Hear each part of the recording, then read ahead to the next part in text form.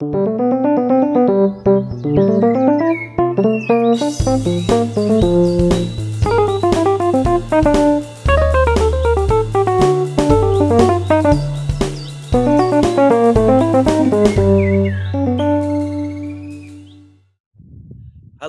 and welcome to Bird Brains, the YouTube channel devoted to all things avian.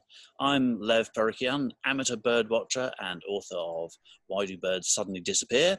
And I'm joined again by David Darrell Lambert, professional ornithologist and author of Birdwatching London. David, how are you? I'm very good. How are you, Lev? I'm very well indeed. I'm brimming over with excitement because I heard in my local woods today, and you know this because I checked the recording with you, I heard a couple of firecrests singing and calling to each other, which is the first time I can remember them on my patch, and the first one I've heard for a couple of years. So that was extremely great. You know that feeling when you're walking through your patch and you go, there's something new, something different, and you get all kind of, oh, where is it? And I looked up. There's so much foliage around at the moment. There was not a chance of seeing them, but they're calling repeatedly. So very, very happy. What have you had that's exciting in your patch or your garden recently? Well, in my garden, I've got a resident lesser whitethroat singing, and they come in here and breed every year. But early in the mornings, I can hear it rattling away in the hedgerow as it moves up and down in its territory, which is really nice because they're a bit elusive, but they're cool. Their song is really, really distinctive. That kind of all on one note, which is great. Yeah. We had a discussion on Twitter about this yesterday, didn't we? About with the because I thought there was somebody had put in a recording of a very short clip, which sounded to me like it might have had some sort of greenfinchy thing going on, that repeated note, but it wasn't fast enough, and also it had that rattle. So I was a bit confused, but you came in and nailed it, obviously. I just remember my dad telling me as a kid that they sing and do a rattle all on one note, and I was like, what, a rattle all on one note? And then when I heard one, I was like, oh, that's perfect, just like that. Fantastic. And you remember that kind of thing, don't you? These things, those first hearings or sightings are things that you remember from your childhood. They lodge in the brain, which is all really useful for people trying to find out a little more. I think the other thing that what we talked about last week with a very brief introduction to the world of bird watching was, firstly, you arm yourself with some binoculars and you arm yourself with a field guide. And my experience with field guides has often been that the illustrations, the beautiful drawn illustrations, always present the birds as if they're sitting in front of you, 1 foot in front of you, sitting on the table, sitting still and not obscured by any foliage or anything like that. And that's not the way it happens, is it, really? No, they don't all just perch side onto you and go, look, you can see all my features. Ice try. Yeah, exactly. Yeah, they're like obscured, they're moving around, their head on, their back on. It's much more tricky. But the reason they do that is to illustrate all the features on like a perfect individual. Otherwise, they're going to have like 6 versions of a blackbird, which is going to be too much for a field guide. So it's just trying to get it to look as easy as possible for you to use. You can't expect to see all those features all in one hit. No, you can't. But you can, I suppose you get to know things very well, and then you'll recognise them on just one feature alone. So for me, I mean, things like great tit, which is an obvious one, is that black and white head, and the shape of it. Then you know that's great tit. And for the coal tit, which sometimes can look quite similar to a grey tit, can't it? You know, kind of a bit smaller, but it's got that white stripe down its nape. So those little things. Well, most of bird ID is often just like 1 or 2 features that you use. So it's like if you talk to someone about what does a robin look like, they just say a red breast. They don't almost know what any other colour is because you really only need that one feature. So when I look at birds and I pull out like, I don't know, a coal tit feeding in a flock, it's just because I've gone for a simple feature, like the black and white head and the body is grey and white, and that's it. There's no other colour to it. So it's quite a simple thing to do. That's really interesting. I mean, on Twitter again the other week, so you shared a quiz that somebody did, which was a load of photographs, a sort of collage of photographs of just a bird's eyes. Oh yeah, you remember that? Yes, yeah. And it was impossible. I couldn't get. I couldn't get it. That was really, really hard. I mean, that's real strong knowledge on a whole bird's plumage and understanding what a slightly different head amount of red on the face was, because there was like about 4 birds that could have been a robin. Yeah. Like, he was just I'm, really, really tricky. there was one that I went, oh, that's definitely robin, and it wasn't. Yeah. I suppose there's one bird that I think of as really being very. Actually, there's a couple, but particularly you think of the yellow eye of a sparrowhawk. You'd know Oh, what a yeah. sparrowhawk's eye looks like, I suppose. A male sparrowhawk with a bright yellow. And the other one I think of is the stock dove, which has a very sort of that black button eye.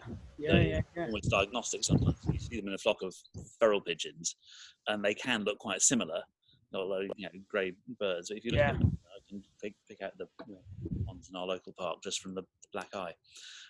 Which is all very useful. And I think with any luck will lead us quite nicely to our excellent screen sharing bit, where we're going to talk about the different tits that might come to your feeders in the garden.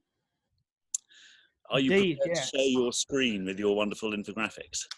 I think I have. Am I sharing my screen? I don't know, I can't see. This is going to be the best bit of this. This is the creme de la creme. So hopefully they can see that I've got an illustration of great tit and blue tit on the screen. And what I've done is just pinpoint out the very simple features that I normally use to sort them out. So like with a great tit, although they're much bigger, size is often very difficult to judge. So I just look at the head. Right. The head is always really black and white, that really black crown with the big white cheeks. Yeah. And then what happens is you get this big fat black line that comes down the belly. And on the females, it's weaker, but it's still very strong. Yeah. When we look at a blue tit, very similar sort of like body coloration, but the head is actually white and blue. So you've got like the blue crown, it's slightly different mixture. Yeah. And down the front, you have a really weak blue thin line. So it's very different when you see them head on. But just those two features on both of them, what coloration is the head? Does it have a thick belly stripe? And then you're straight away off and you know what you're looking at. Yeah, that's brilliant. I think the blue tits have there is more of a delicate thing about them. I mean, they're quite pugnacious creatures, aren't they? But to look at that thin black lines around the face, and the thin line down the breast as well, which with any luck is in the illustration, but I can't see it. So I'm gonna try and share my screen and see if that works. Hold on, great and blue tit share the screen. Colon long tail. Well, should we talk about the cull tit and the long tail tit? We can talk about the colon and long tail tit. So them two are very distinctive, and long tail tit is very, very obvious when you see them. They've got this massive long tail, but they're both fairly monochrome, very black and white looking. Yeah. With the long tail tit, you've got these nice pinky bits on the flanks and on a bit of the back as well. So you've got a small body, massive long tail, and it's pink, black and white in the body. Then on the cull tit, it's still just grey, white and black, and that's it, with a short tail. So very, very different look to them as well. Yeah, that's interesting. I always think you look at the long tail tit, nearly all of its length is the tail, isn't it? Yeah. The body is tiny. Without the tail, it would be smaller than goldcrest and firecrest and things. I mean, it's a real tidger. Are there things like looking at this, listening to the sounds, what kind of sounds you might expect from a long-tailed tit compared to a cull tit? Yeah, well, it's always very difficult because unfortunately tit species vary their call quite a bit.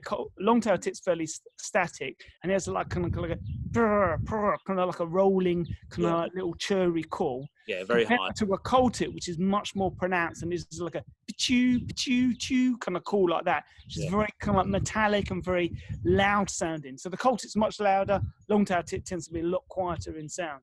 And long-tailed tits kind of hang out in family flocks, don't they? Especially in the winter.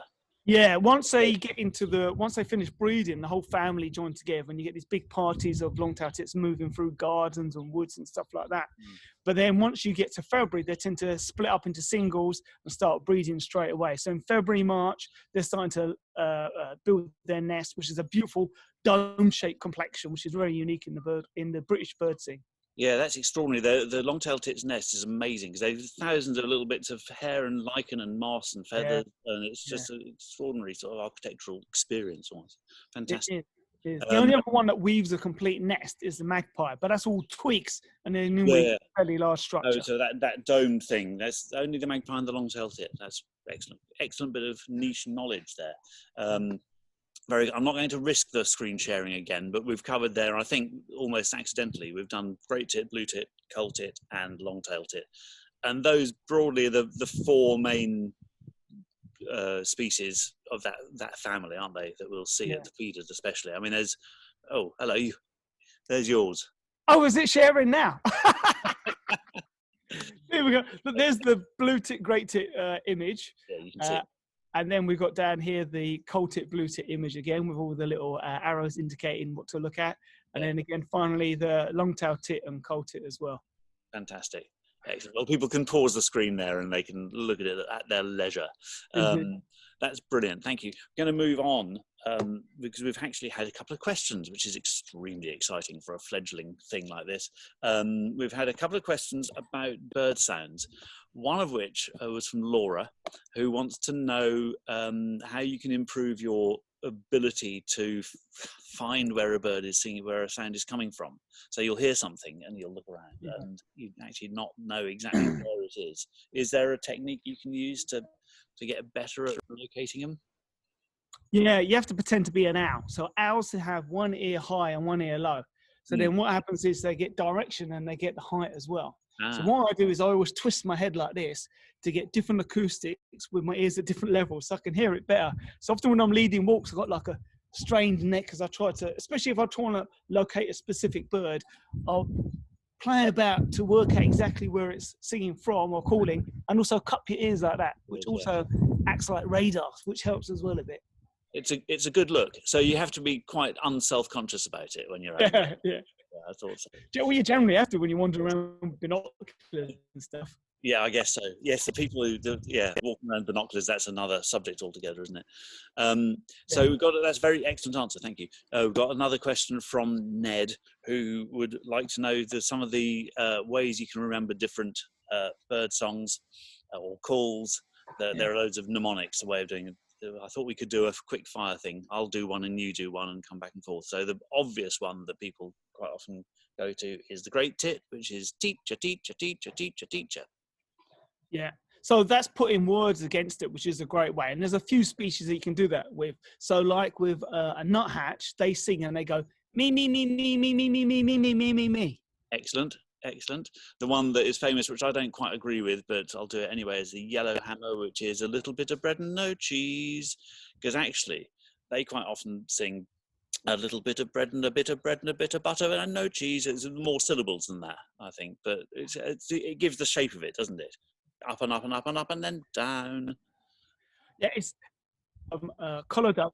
A Scottish friend of mine said how they sing and they go, United, United, United, like that. Excellent. Excellent. I'm going to finish it with my favourite one, which is the wren, which is an extremely small bird, but a very loud one. And I just call it a tiny shouter, which I quite like.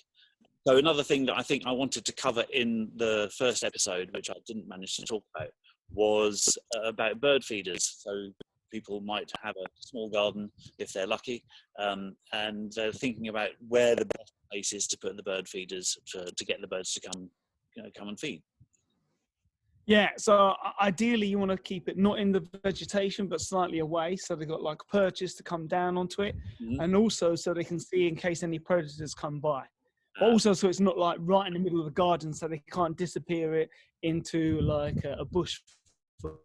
Yes, so they want to feel as well. They want to feel safe, that they can go down safely into and feed. So that what we have got a tree just off from the next garden, and they'll perch there and kind of do raids down and then back and down and back and down and back. So they're checking it out all the time.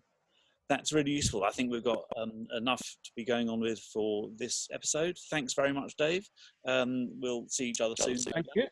And if you enjoyed it, please do let us know. You can subscribe down there. You can leave comments down there. You can buy us a coffee down there.